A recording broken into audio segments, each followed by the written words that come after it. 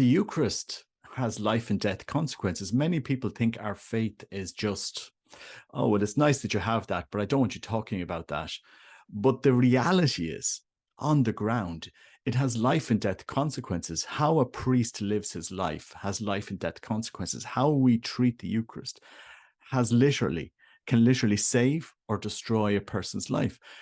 I Yeah. don't think the church sees this in the way they're preaching, in the way that they're not being careful about what is sin, what will separate us from Christ. Mhm. They don't want to talk about it. They don't want to mention it. They're afraid that somebody will get offended. And by trying to not offend somebody, we're literally sending souls to hell. Yeah. I mean, it's not, and I know that's hard for people to hear from me say that, but it's happening, and I can't say this any other way, but there are priests and bishops sending souls to hell, and I the more I reason this, I can't get any other solution. There are. And Yeah. it's hard for us. Obviously we can't see normally the spiritual realities. So God gives us the perceptible created world in order that we can understand the spiritual. Because what happens in the perceptual world is like kind of a miniature of the much greater things. So things happen here in time, but spiritually for eternity.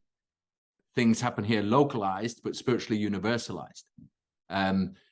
Things happen here materially, but in the spirit, it's inexhaustible. So, for example, again, to go back to Joseph and the famine, when you're suffering a famine, when there's no bread, everybody knows it.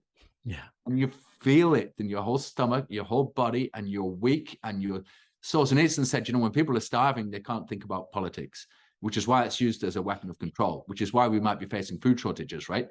When people are hungry, and I've felt this in prison as well, it's really hard to do your philosophy while you're hungry. You want something to eat. And God's allowed this in the material world. We think, why is there this suffering? But this suffering is so small compared to the spiritual suffering of going without the Holy Eucharist, of going without grace, of not being satiated by that love.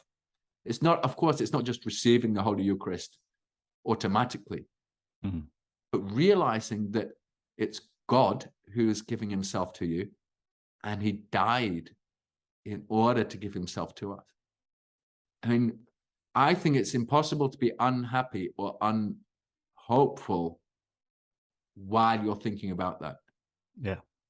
So join me at 6 p.m. this Friday for an interview with suspended priest Father James Mawdsley, who will give us an overview on his new book and his love for the Eucharist. And I'm privileged that he's given this interview. So looking forward to your thoughts and your comments on the video when it appears this Friday.